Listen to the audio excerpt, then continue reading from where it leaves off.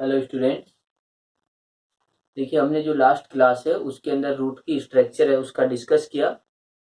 अब जो हमारा पार्ट होता है इसके अंदर है कि जो वाटर एब्जॉर्प्शन की मैकेनिज्म। तो वाटर एब्जॉर्प्शन या जल अवशोषण की क्रियाविधि। तो जल अवशोषण की क्रियाविधि या वाटर एब्जॉर्प्शन मैकेनिज्म, इसकी डिटेल है पढ़ने से पहले मैंने कल एक जो है लास्ट क्लास के अंदर ये बताया था कि हमें एक रूट से लेकर एक लीफ तक के जो पार्ट रहते हैं उनको किस प्रकार से वो जुड़े हुए हैं, अटैच हैं, उनको हमें देखना होता है कि एक जड़ से पत्ती तक ये जो ऑर्गन्स है वो कैसे हैं। तो डायग्राम मैंने बताया था, एक बार फिर से रिपीट करते हैं क्योंकि ये एक ऐसा पार्ट है इसके बेस पर ही कंप्लीटली मैकेनिज्म और हम ये कहें कि एसेंट ऑफ शेप जो रहता है वो प्रोसेस भी इसी के थ्रू होगी। अब यहाँ पर देखिए कि सबसे फर्स्ट में देखिए, एक बार इसको थोड़ा रिपीट कर लेते हैं ताकि मैकेनिज्म अच्छे से आए। सबसे पहले हम बात करें कि एपिब्लेम या एपिडर्मिस जो सेल्स रहती है रूट में सबसे आउटर साइड में है बाह्य त्वचा। बाह्य त्वचा पर मूल रोम या कहीं रूट हेयर प्रेजेंट होते हैं, ये यूनिसेलुलर होते हैं। इससे अंदर की ओर यदि हम बात करें वल्कुट या कोर्टेक्स पार्ट होता है। देखिए, हाइपोडर्मिस पार्ट यानी मेन रूप से जो स्ट्रक्चर होती है उनमें क्या रहता है, एपिब्लेम रहता है, हाइपोडर्मिस रहता है, कोर्टेक्स रहता है यानी नॉर्मल कोर्टेक्स जो रहता है सिंपली कोर्टेक्स है, उसके बाद एंडोडर्मिस होता है, इसके बाद हम कहें कि पेरिसाइकिल रहता है, इसके बाद हम कहें वेस्कुलर बंडल होते हैं। इस तरीके की प्रोसेस होती है। लेकिन रूट के अंदर हम कहें कि हाइपोडर्मिस जो रहता है वो एब्सेंट रहता है, तो यहाँ पर एपिब्लेम, इसके ठीक बाद कोर्टेक्स होता है। कोर्टेक्स पार्ट है, कोर्टेक्स के जो सबसे इनर जो लेयर होती है, सबसे अंदर की परत होती है, उसको हम बोल देते हैं एंडोडर्मिस या फिर कहे अंतस्य त्वचा। यानी ये जो पार्ट एंडोडर्मिस या अंतस्य त्वचा हुई। तो ये जो एंडोडर्मिस है, इस एंडोडर्मिस के अंदर हमने कहा कैस्पेरियन पट्टी होती है या स्ट्रिप होती है। तो ये देखिए, इसमें पाई जाती है कैस्पेरियन स्ट्रिप। इस पार्ट में ये एक्चुअली वास्तविक रूप से ये पट्टी ऐसे रहती है, इस सेल के बीच में रहती है। इस सेल ये जो है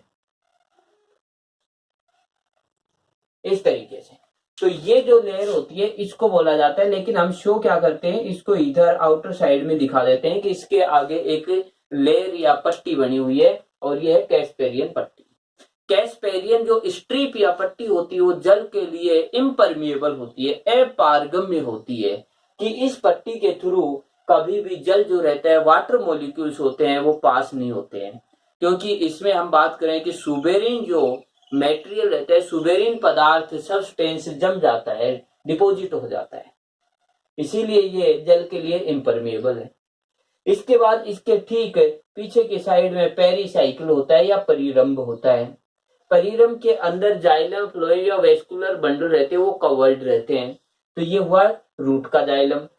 इस रूट के जाइलम के पास में हम ये कहें स्टेम का जाइलम जो रहता है इसके कांटेक्ट में रहता है या इससे अटैच रहता है।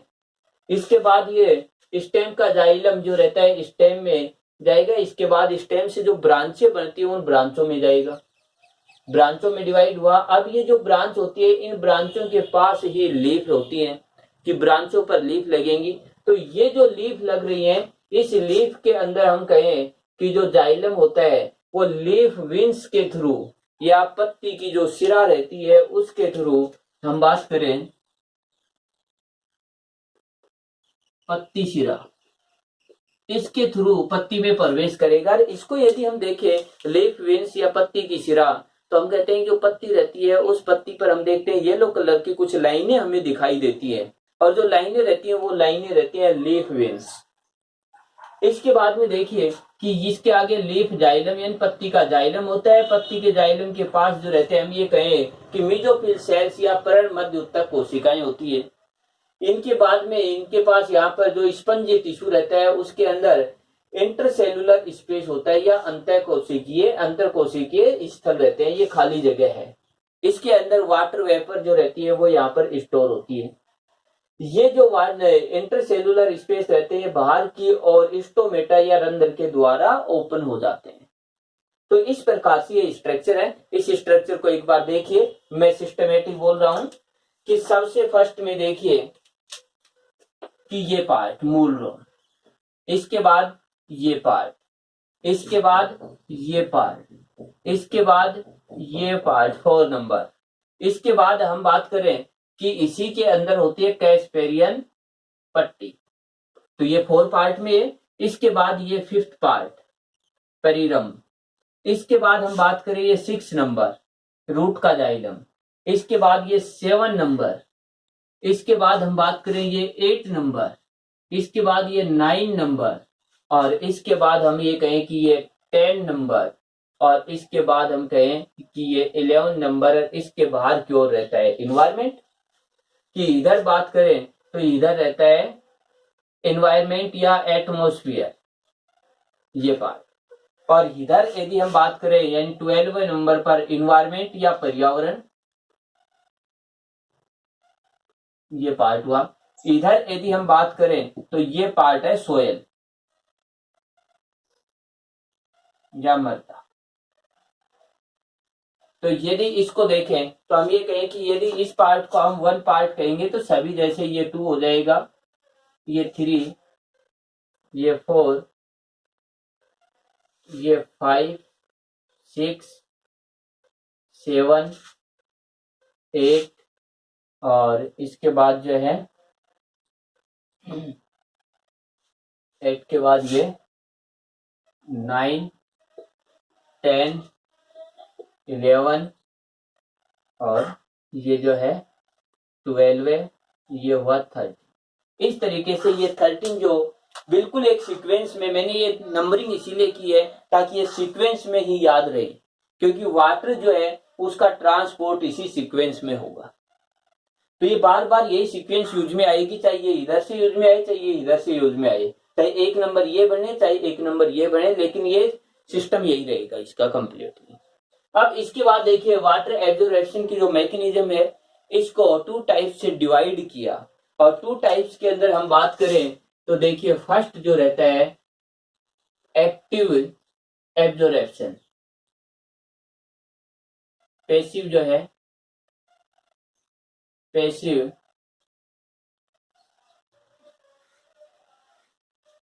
Absorption, absorption of water.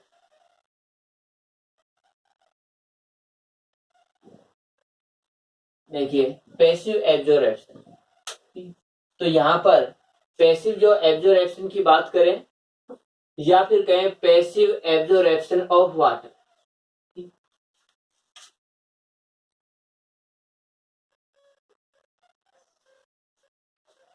इसके बाद जो सेकंड जो पार्ट रहता है वो रहता है एक्टिव,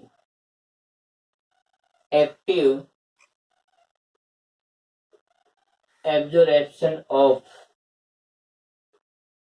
वाटर। तो ये पार्ट है active and passive absorption of water. ये एक्टिव एंड पैसिव एब्जॉर्प्शन है, यदि हम इनकी जो डिटेल होती है इनके बारे में देखें कि एक्टिव किस तरीके से और पैसिव जो है वो किस तरीके से, इनकी मैकेनिज्म क्या रहेंगी, तो सबसे फर्स्ट में हम बात करें पैसिव वाटर एब्जॉर्प्शन की, इस पार्ट की हम देख रहे हैं कि पैसिव जो वाटर एब्जॉर्प्शन किस तरीके से होता है, इसकी मैकेनिज्म।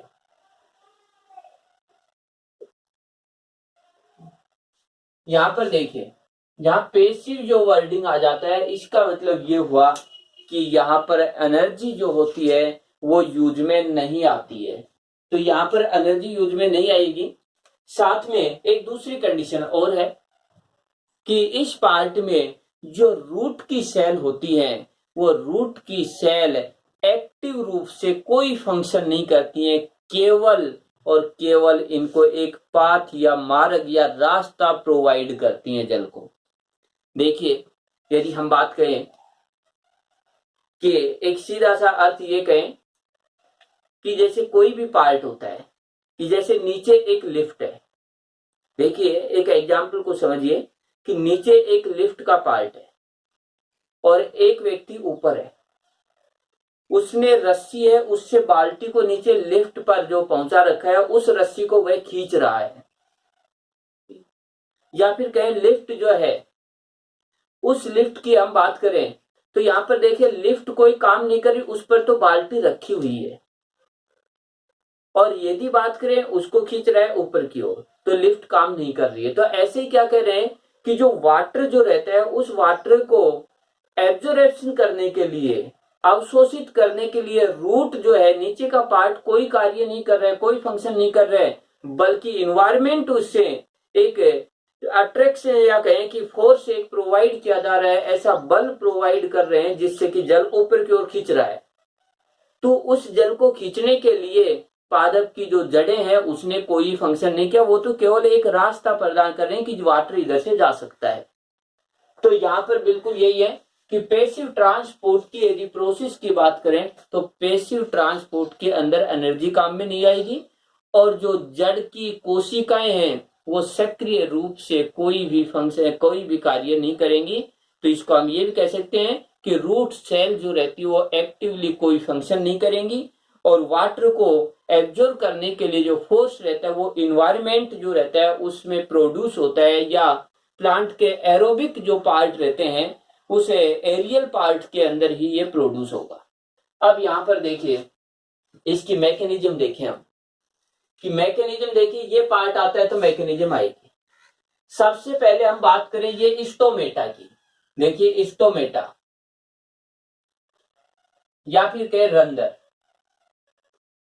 जैसे ही रंध्र खुलेंगे, ओपन होंगे, जल वाष्प, वाटर वेपर वातावरण में आएगी।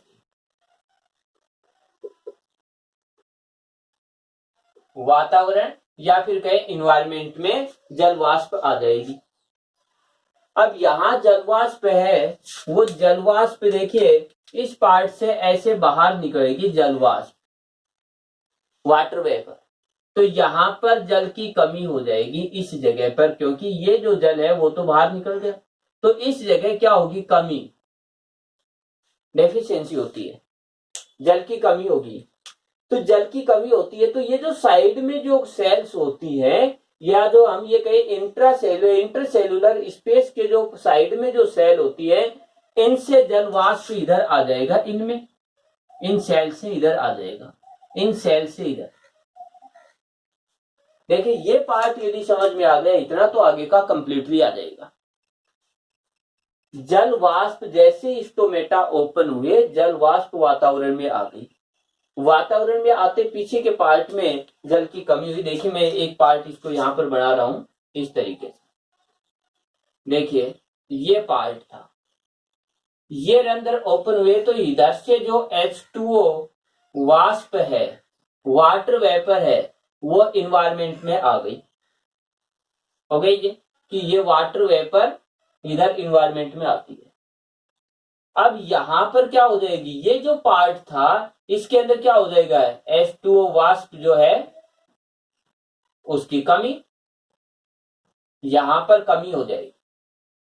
तो यहां कमी होगी तो इसके पास में जैसे ये कोशिकाएं हैं, ये कोशिका, इन कोशिकाओं से, यानी ये जो कोशिका है या सेल जो है, इन सेल्स से H2O जो है वो इधर आ जाएगा वाष्प के रूप में, इनसे, इन सभी से इस तरीके से आ जाएगा इसे। अब देखिए जैसे इनसे आएगा तो अब इनमें हो जाएगी H2O की कमी। ये जो कोशिकाएं हैं अब इनमें कमी हो जाती है। देखिए इस स्टेप को एक बार फिर से देख ले, क्योंकि ये जो पार्ट आ जाता है फिर इसके अकॉर्डिंग बिल्कुल कंप्लीटली है, कोई ज्यादा हार्ड नहीं है, सिंपली चलेगा। फिर जैसे ही जल वाष्प वातावरण में जाता है तो इंटरसेलुलर स्पेस में वाटर वेपर की कमी है, तो इसके साइड में जो कोशिकाएं, इनसे यहाँ पर वाटर वेपर या जल वाष्प आ जाती है। अब इन कोशिकाओं में जल की कमी हो जाती है, और जल की कमी होने का मतलब है डीपीडी का बढ़ जाना, डीपीडी बढ़ेगी, और डीपीडी बढ़ने का मतलब जल अवशोषण बढ़ जाना, जल को अपनी ओर खींचने की पावर। डीपीडी क्या था कि डीपीडी जल को अपनी ओर, वाटर को अपनी ओर खींचने की जो पावर होती है वो डीपीडी थी। तो डीपीडी बढ़ेगी, इसका मतलब जल को खींचने की पावर बढ़ गई। लेकिन अब देखिए कि इसके पास में है जाइलम, इसके पास में है लीफ जाइलम, पत्ती का जाइलम। अब ये कोशिकाएं पत्ती के जाइलम से जल को खींच लेंगी और जल की पूर्ति करेंगी। अब जल इनके पास आएगा, जैसे ही जल आएगा इनकी डीपीडी तो घट जाएगी। अब किसकी बढ़ जाएगी? पत्ती के जाइलम की कोशिकाओं की डीपीडी बढ़ जाएगी। अब पत्ती के जाइलम जो है इनकी डीपीडी बढ़ेगी तो ये पत्ती की जो सिरा है उससे जल को खींचेंगे, यानी ये क्या करेंगे कि जल को फिर इधर खींचेंगे, इस तरीके से खींचेंगे इनसे। इस कोशिका में कमी होगी तो ये अगली जो है उससे खींचेगी। इस तरीके से जब पत्ती के वेन्स में जब जल की कमी होगी तो ये जो है तने से या स्टेम के जाइलम से जल को खींचेंगी। तो ये जो है किससे? तने के जाइलम से जल को खींचेंगी, यानी H2O। इसके बाद ये इस तरीके से, अब जो तने का या स्टेम का जाइलम है उससे जल की कमी हुई, लास्ट में इसकी डीपीडी बढ़ेगी। देखिए इसकी बढ़ेगी, इससे जल लेगी, इसकी कम हो जाएगी, इसकी फिर बढ़ जाएगी, ये इससे जल लेगी। अब क्या हो जाएगा कि इसकी घट जाएगी और इसकी बढ़ जाएगी, ऐसे कंटिन्यूस चलेगा। कि देखिए हम ये कहें कि जैसे सीरियल के अंदर एक समझने के लिए, जैसे हम ये कहें कि 5 व्यक्ति ऐसे खड़े हैं, उसमें फर्स्ट से लास्ट तक की बात करें। लास्ट व्यक्ति को हमने एक प्लेट दी और उसमें खाना दिया, लेकिन लास्ट व्यक्ति का जो खाना है वो नीचे गिर गया। तो लास्ट व्यक्ति का खाना नीचे गिर गया तो वो क्या करेगा? अपने साइड वाले से लेगा। तो उसने साइड वाले से लिया।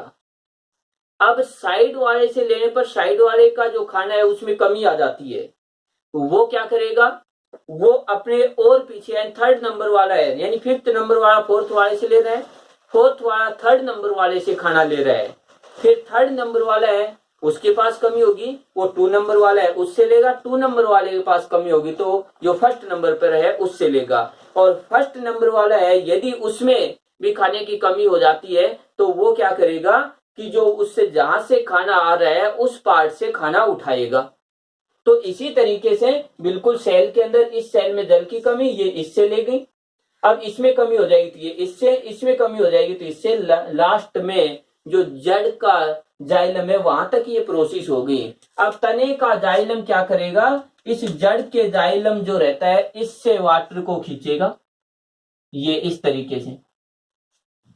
ये क्या करेंगे कि ये जो इधर एंडोडर्मिस पार्ट है, यानी परिरम की कोशिकाएं, यहाँ पर जो एंडोडर्मिस जो पार्ट है, इस एंडोडर्मिस की कोशिकाओं से जल को खींचेंगे। लेकिन यहाँ पर देखिए जल केवल इसी साइड से एंट्री कर सकता है, केवल इस कोशिका से ही एंट्री करेगा। जो 5 सेल होंगी इनसे, और इसके बाद इधर चला जाएगा, क्योंकि कैस्पेरियन पट्टी है तो कैस्पेरियन पट्टी वाटर के लिए इम्परमिएबल है, इसीलिए इधर से नहीं जाएगा, केवल इस सेल से जाएगा। जैसे यहाँ कैस्पेरियन पट्टी नहीं है तो इधर से चला जाएगा, इस तरीके से। अब यहाँ पर देखिए कि ये जो पार्ट है, इसके बाद ये जो कॉर्टेक्स जो सेल है, इनसे वाटर मॉलिक्यूल्स इनके अंदर आ जाएगा। कॉर्टेक्स से यदि हम बात करें तो ये पार्ट आ गया, यहां तक जो वाटर है वो खींच रहा है, यानी यहां से खींचने लगे। जैसे एक रस्सी को हमने यहां तक किया तो उस रस्सी को ऊपर की ओर खींच रहे, तो ये पार्ट खींचता हुआ जा रहा है। अब इधर से यदि बात करें ये पार्ट, तो ये रूट हेयर है, इससे जल को खींच लिया जाएगा H2O। और रूट एयर है वो इधर जो सोयल है, इस सोयल से वाटर मॉलिक्यूल्स है उनको खींचेगा, इस जगह से जल के अणुओं को खींचेगा, और ये इसमें। अब यहाँ पर देखिए कि इन सेल्स ने कोई फंक्शन नहीं किया, इन्होंने कोई काम नहीं किया, इन्होंने तो केवल वो जल के लिए केवल एक रास्ता दिया कि जल इधर से जा सकता है, लेकिन इन्होंने कोई काम नहीं किया, जल के अणु को यहां से वहां नहीं पहुंचाया, कोई फंक्शन नहीं किया है। इन्होंने केवल रास्ता दिया कि जल इधर से जा सकता है। लेकिन जल को खींचने के लिए जो फोर्स था वो इन्वायरमेंट से प्रोड्यूस हुआ, वातावरण से उत्पन्न हुआ। तो यहाँ पर जो है हम ये कहें कि जो फोर्स है वो वातावरण से प्रोड्यूस हो रहा है, वातावरण से, इन्वायरमेंट से उत्पन्न हुआ। जल की जो जड़ की कोशिकाएं उन्होंने सक्रिय रूप से कोई कार्य नहीं किया, इसीलिए इसको हमने कहा passive transport, passive absorption of water, कि निष्क्रिय जल का अवशोषण है। यानी इसको हम ये कहें कि निष्क्रिय जल अवशोषण। तो यहां पर देखिए हम ये कहें कि कंटिन्यूस रूप से यदि हम देखेंगे इधर 13 नंबर से 12, 12 से 11, 11 से 10, 10 से 9, 9 से 8, जो इधर उल्टी सीरियल में जल को ऐसे खींचा गया है। ठीक, तो इस तरीके से होता है। अब देखिए अगला पार्ट है ट्रांसपोर्ट की बात करें तो यहाँ पर एब्जॉर्प्शन की यदि बात करें तो इसके अंदर देखिए तो जो सेकंड वाला जो एक्टिव है यहाँ पर ये जो पार्ट रहता है इससे ये कहें कि 98% तक अवशोषण होता है, एब्जॉर्प्शन होता है। यानी मैक्सिमम जो जल का अवशोषण होता है वो इसी प्रोसेस के थ्रू होता है। और यदि हम बात करें कि इसकी जो सत्यता क्या है या फिर कहें कि कैसे ये सिद्ध करते हैं कि इसी से अधिकतर अवशोषण होते हैं निष्क्रिय विधि से, तो देखिए जितना अधिक टेम्परेचर बढ़ता है, वेपोरेशन बढ़ता है, तो उसके अकॉर्डिंग उतना ही अधिक जल अवशोषण भी होता है। यदि तापमान कम हो जाता है तो हम ये कहें कि वाष्प उत्सर्जन कम होता है तो जल अवशोषण भी कम हो जाता है। ये जो स्थिति होती है उस समय होती है जो वातावरण में नमी कम होती है, टेम्परेचर अधिक होता है और मिट्टी में जल की कमी होती है, उन कंडीशनों में इस विधि के द्वारा अवशोषण होता है। इसके बाद हम बात करें कि जो सेकंड पार्ट है वो है एक्टिव एब्जॉर्प्शन। एक्टिव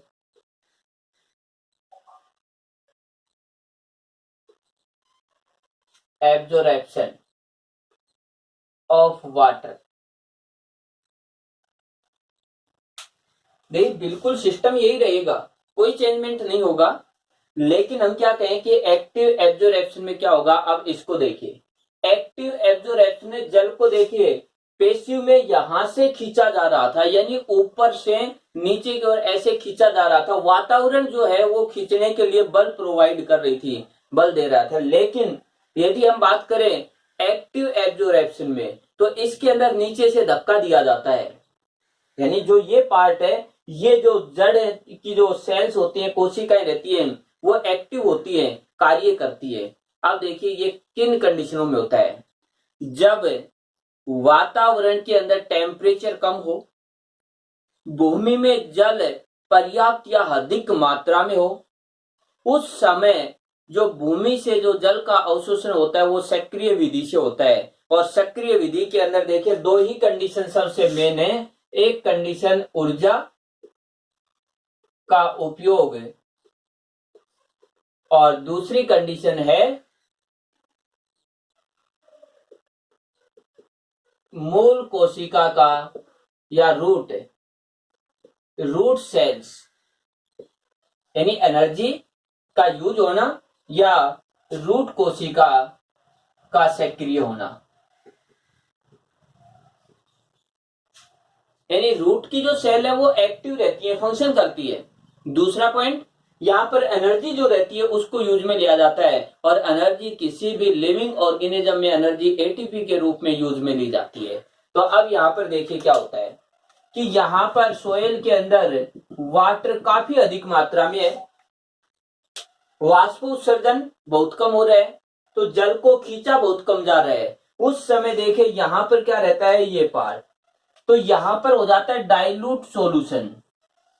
ये पार्ट डाइल्यूट हुआ। डाइल्यूट सॉल्यूशन इधर होता है कंसंट्रेट सॉल्यूशन, कि इस पार्ट के अंदर हो जाता है कंसंट्रेट। तो हम ओस्मोसिस के अकॉर्डिंग या प्राशन के अकॉर्डिंग क्या कहेंगे कि डाइल्यूट से कंसंट्रेट सॉल्यूशन की ओर वाटर मॉलिक्यूल जाएंगे। तो ये वाटर मॉलिक्यूल इधर जा रहे हैं, ये कंसंट्रेशन इस कोशिका में उत्पन्न हुई। तो इस कोशिका में यदि कंसंट्रेशन उत्पन्न नहीं होगी तो ये नहीं होगा, इसीलिए ये जो जल को खींचने का जो बल है वो ये कोशिका उत्पन्न कर रही है। अब ये कोशिका इसमें डाइल्यूट हो जाएगा और इसके अंदर है कंसंट्रेट। तो यहां पर अब देखिए जैसे जल आएगा तो ये हो गया डाइल्यूट, अब ये है कंसंट्रेट, तो जल इधर चला जाएगा। इससे आगे की कोशिका में, इससे आगे, और इसके बाद हम ये कहते हैं कि जो 5 सेल्स या पासे जो सेल होती है, इसके थ्रू यहाँ पर जो परिरंभ होता है पेरिसाइकिल, इसमें आ जाएगा, इससे जड़ के जाइलम में, और जड़ के जाइलम में जैसे जल एकत्रित होता रहेगा तो जल अधिक मात्रा में आ जाएगा, तो जल जो है अधिक होने पर एक प्रेशर लगेगा, प्रेशर लगेगा तो जहां पर उसको हम ये कहें कि खाली जगह, या फिर कहें कि जो स्तंभ का जो जाइलम होता है, तने का जाइलम होता है, इसके अंदर जो प्रेस लगेगा, यहां से दबाव लगेगा, तो ये जल इधर ऊपर की ओर चला जाएगा। देखिए जैसे एक नलकी है इस तरीके से, और ये जो नलकी है इसको हमने नीचे हम ये कहे कि मोटर से जोड़ दिया है। छत पर जैसे पानी को पहुंचाना है, मोटर नीचे है, तो मोटर जो है उसमें जैसे ही जल आएगा, उस जल को वह आगे की ओर पास कर रही है। अब आगे की ओर जो उसके पास में जो नली जो लगी हुई है, जो ट्यूब लगी हुई है, उसके ऊपर क्या करे, वो जल को धकेलती रहती है, जिससे कि जल ऊपर चला जाता है। बिल्कुल सेम यही कंडीशन है कि जल मृदा से इस सेल्स में, इनसे और इनसे होता हुआ जड़ के जाइलम से तने के जाइलम में, इसके बाद जो पत्ती के वेन्स में, पत्ती के वेन्स पत्ती के जाइलम में, और अंतर कोशिकीय स्थल में, इसके बाद यदि हम बात करें स्टोमेटा में। देखिए ये स्थिति हम कब कह रहे हैं, जब जल अधिक हो मृदा में और वाष्प उत्सर्जन हो कम। तो इस स्थिति में एक और भी कंडीशन देखिए, कई बार हम देखते हैं कि जब जो सुबह के टाइम में कुछ जैसे दूब घास है, ग्रास जो रहती है, उनकी पत्तियों के किनारों पर जल की बूंदे रहती है, वो इसी दबाव के कारण रहती है कि रात के समय वाष्प उत्सर्जन कम रहता है, और जिससे यहाँ पर जो जल का एब्जॉर्प्शन हुआ है उसको नीचे से धकेला गया, तो पत्तियों में बूंदों के रूप में बाहर आ जाता है, ड्रॉप के रूप में वो लीफ पर हमें दिखाई देता है। इसके बाद देखिए कि ये जो पार्ट था इसके अंदर हुआ है, अब यहाँ पर ये लगभग 2 से 4 यानी ये कहीं 2 से 4% पार्ट ही जल का एब्जॉर्प्शन होता है। यहाँ पर ये जो पार्ट है एक्टिव, इसका देखिए सिलेबस में नहीं है लेकिन मैं बता देता हूं, ये भी 2 टाइप्स का रहता है। एक रहता है ऑस्मोसिस के अकॉर्डिंग, और दूसरा रहता है नॉन ऑस्मोसिस। प्रासरणीय यानी osmosis, active absorption of water, और ये हुआ non osmosis active absorption of water. प्रासरणीय और अप्रासरणीय। प्रासरणीय का मतलब तो ये रहता है जो हमने अभी बताया कि मृदा में डाइल्यूट विलयन और इधर कंसंट्रेट। और ये भी मैं बता देता हूं कि यदि जल के दाब की बात करें, इधर जो ऑस्मेटिक प्रेशर रहता है वो 1 एटमॉस्फेयर रहता है, और रूट में जो ऑस्मेटिक प्रेशर रहता है वो लगभग ये कहें कि 2 एटमॉस्फेयर रहता है। और जल हमेशा कम प्राशरण दाब से अधिक प्राशरण दाब की ओर सेमी परमिएबल मेम्ब्रेन के थ्रू पास होता है। तो ये हुआ कि मिट्टी का लगभग 1 एटमॉस्फेयर रहता है और जल का रहता है 2 एटमॉस्फेयर। तो जल 1 से 2 की ओर जाता है। तो ये तो रहता है प्राशरणीय ऑस्मेटिक एक्टिव एब्जॉर्प्शन जो हमने बताया। एक दूसरा और रहता है नॉन ऑस्मेटिक। कई बार स्थिति ये रहती है कि यहाँ पर देखिए 1 एटमॉस्फेयर है जहां पर साल्ट अधिक रहते हैं, या फिर कहें कि जहां पर लवण जो रहते हैं वो अधिक रहते हैं, तो वहां ये जो कंसंट्रेशन है मान लेते हैं 5 एटमॉस्फेयर हुई, और रूट के अंदर हम कह रहे हैं 2 एटमॉस्फेयर। तो ऐसी कंडीशन के अंदर जल इस रूट से बाहर आ जाएगा क्योंकि कम से अधिक की ओर जाएगा, लेकिन यहाँ पर एटीपी को यूज में लेते हुए खींचा जाता है। एटीपी को यूज में लेते हुए खींचा जाता है, जो मैंने बताया कि जैसे एक पाइप के थ्रू पानी को ऊपर पहुंचाया जाए। यदि टंकी के नीचे के पार्ट में वो पाइप लगा हुआ है, नीचे मोटर है, तो यदि उस मोटर को नहीं चलाया जाएगा, हम ऊर्जा नहीं देंगे, तो उस पाइप के थ्रू देखिए ऊपर जो टंकी है उसके नीचे के हिस्से में हमने मोटर से को कनेक्ट कर रखा है पाइप से, तो वो नीचे के हिस्से में होने की वजह से टंकी में जो पानी रहेगा वो नीचे आ जाएगा, उस मोटर के थ्रू नीचे आ जाएगा, बगैर मोटर चलाए हुए भी वो आता रहेगा। लेकिन यदि मोटर को चलाएंगे तो वह मोटर नीचे से धक्का लगाएगी और अपनी जो टंकी रहती है वो भरती रहती है। तो वो कौन सा था कि जो प्रासरणीय सांद्रता के विपरीत यानी जल की मात्रा इधर कम और इधर अधिक, फिर भी इधर ही खींचा जा रहा है, लेकिन यहाँ ऊर्जा की जरूरत होती है, एटीपी की जरूरत होती है। तो ये अपने दो टाइप्स के जो रहते हैं ये एक्टिव, तो अपने सिलेबस में केवल सीधा इसी नाम से है बस। तो ये जो अगर याद नहीं रहते हैं कोई दिक्कत नहीं है सिलेबस के अकॉर्डिंग। अब देखिए हम बात करते हैं कि ये थे हमारी मैकेनिज्म। अब हम अगला जो पार्ट बात करते हैं कि ये किस तरीके से यहां से यहां तक कैसे आते हैं।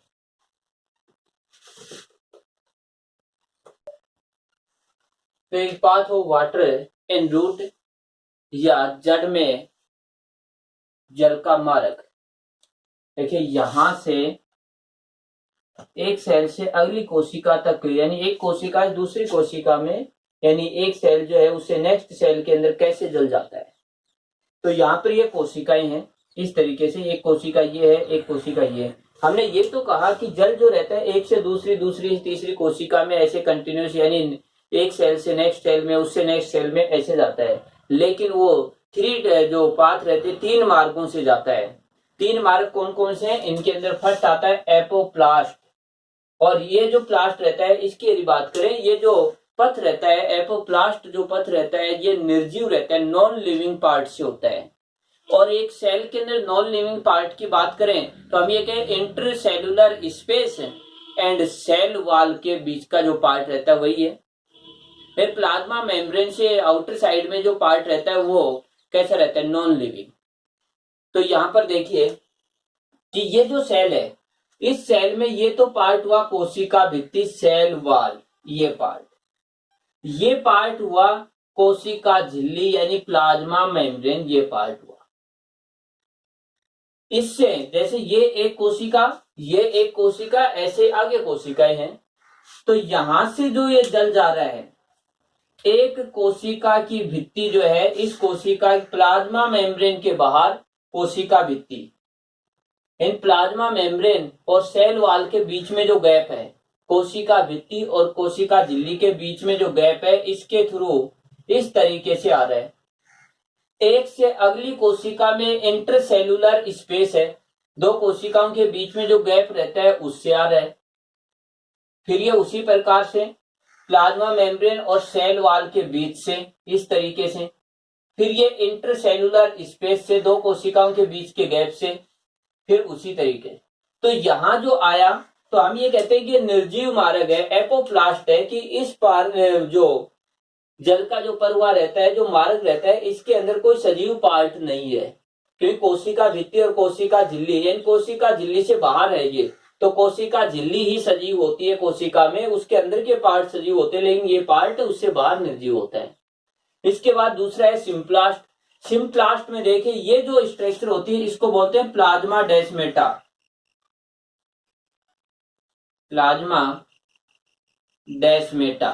तो ये तो हमारा जो फर्स्ट नंबर का पार्ट था वो तो हुआ फर्स्ट। प्लाज्मा डेस्मेटा के अंदर यदि देखिए, प्लाज्मा डेस्मेटा में प्रोटीन के ऐसे फिलामेंट रहते हैं जो एक कोशिका के जीवधरों को दूसरे से जोड़ते हैं। ये प्लाज्मा डेस्मेटा, यहाँ पर प्रोटीन के फिलामेंट ऐसे रहते हैं इस तरीके से। प्लाज्मा डेस्मेटा में प्रोटीन के तंतु एक कोशिका के कोशिका द्रव को दूसरी कोशिका के कोशिका द्रव से जोड़ते हैं। अब जो जल का जो परवा है वो बिल्कुल इसी प्रकार से है कि एक कोशिका के प्लाज्मा डेस्मेटा से जल आया, इसके कोशिका द्रव में, कोशिका द्रव से ये अगली कोशिका में जब जाता है तो प्लाज्मा डेस्मेटा के थ्रू जाता है, जैसे इस तरीके से कि यहाँ पर ये जो प्लाज्मा डेस्मेटा है ये पार्ट इस प्लाज्मा डेस्मेटा के थ्रू ही जाएगा, इस तरीके से इस ये पार्ट है। फिर ये कोशिका द्रव में, फिर इस प्लाज्मा डेस्मेटा के थ्रू अगली कोशिका में जाएगा। तो ये पार्ट होता है, इसको कहते हैं सजीव पथ, क्योंकि यहाँ पर जो प्लाज्मा डेस्मेटा और साइटोप्लाज्म है वो सजीव होता है। तो यहाँ पर एक कोशिका से अगली कोशिका में सजीव पथ से जा रहा है, इसको कहा हमने सिम्प्लास्ट। इसके बाद थर्ड नंबर पर, यानी ये जो पार्ट हुआ ये हुआ सेकंड पार्ट। थर्ड नंबर पर है कि जल जो है वो रसदानी पथ, वोक्यूलर पथ। तो रसदानी पथ या वोक्यूलर पथ की बात करें तो इसमें प्लाज्मा डेस्मेटा से जल अंदर नहीं आएगा बल्कि कोशिका झिल्ली से आएगा।